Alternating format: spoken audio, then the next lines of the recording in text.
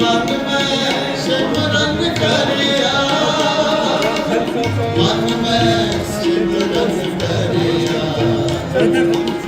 मन में सिमरन करिया, माधो जी सब सबके मिले सो करिया।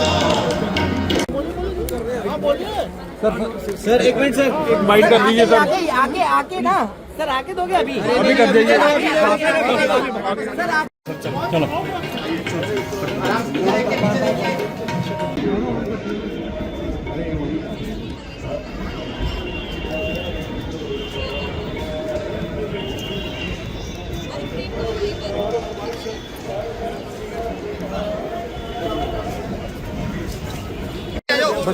अब ठीक होगा चैनल वन में। अरे नहीं बोलेंगे नहीं, अभी नहीं बोलेंगे, सिर्फ फोटो के लिए।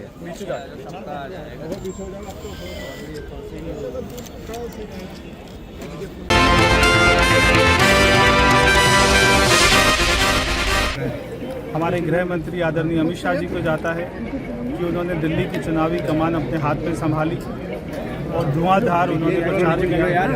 दिल्ली के सारे कार्यकर्ताओं को जाता है। हमारे सामने बहुत सारी चुनौतियां हैं। दिल्ली में पिछले 2-3 दशक से कोई काम नहीं हुए।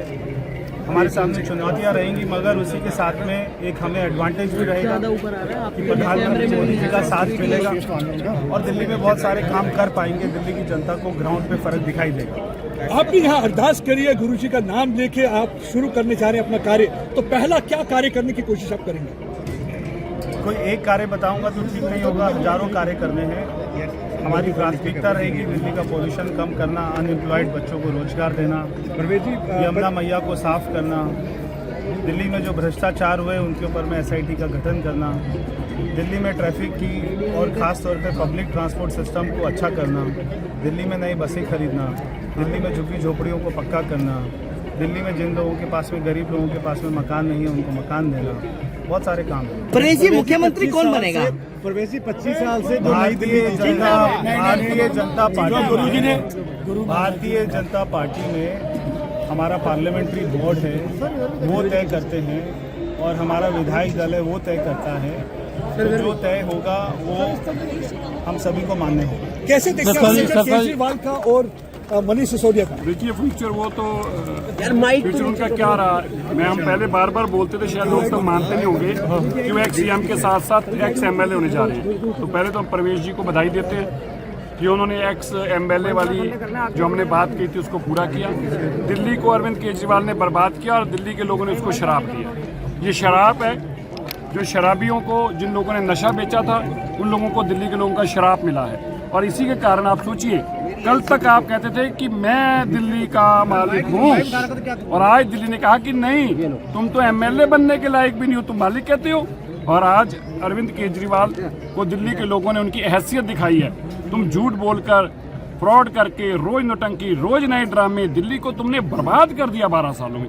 आज दिल्ली की टूटी सड़कें, गंदगी से भरा हुआ पानी, गंदा सीवेज का पानी, गंदी यमुना, गंदी हवा, कोई चीज नहीं है जो अरविंद केजरीवाल ने छोड़ी और खुद शीशमहल में रह रहे हैं। मुझे लगता है दिल्ली के लोगों ने स्पष्ट किया है कि तुम्हारे जैसे फ्रॉड, बेईमान, दोगले चेहरों को किसी सूरत में MLA भी बनने के लायक नहीं छोड़ा गया।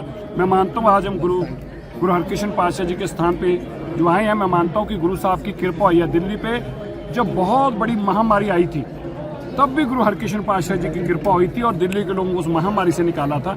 यह भी कोई कम महामारी नहीं है जो इन लोगों ने दिल्ली के साथ बर्बादी की है। हम गुरु साहब का धन्यवाद करते हैं कि दिल्ली को इस आपदा से राहत मिली है और अब दिल्ली के लोग दिल्ली का विकास देख पाएंगे। मोदी जी की अगुवाई के अंदर जो सरकार बनेगी वो दिल्ली के विकास के लिए होगी। अरविंद केजरीवाल जी की सरकार दिल्ली के विनाश के लिए। मोदी जी की गारंटी जो भरोसा, मोदी जी जो भी बात कहते हैं लोग उसको सीरियसली लेते हैं। मोदी जी जो भी बोलते हैं लोग उसको मानते हैं। मोदी जी ने जब एक बात कही, मैं मानता हूँ एक श्रेय अगर जाता है मोदी जी को जाता है। किस बात का? जब मोदी जी ने ये कहा कि मैं केंद्र सरकार आपने मुझे दी है, मुझे दिल्ली भी दे दीजिए, मैं भारत की सरकार के साथ साथ दिल्ली के लिए भी अपना समय दूंगा। तो लोगों ने कहा अगर मोदी जी दिल्ली की सरकार चलाने के लिए समय देना चाहते हैं, हमें उनको देना चाहिए। मोदी जी अगर समय देंगे दिल्ली, तो दिल्ली बच सकती है। और मोदी जी की आवाज़ के ऊपर मोदी जी की एक बात के ऊपर दिल्ली के लोगों ने ऐसा मैंडेट दिया है जो कभी कल्पना ही नहीं कर सकता था।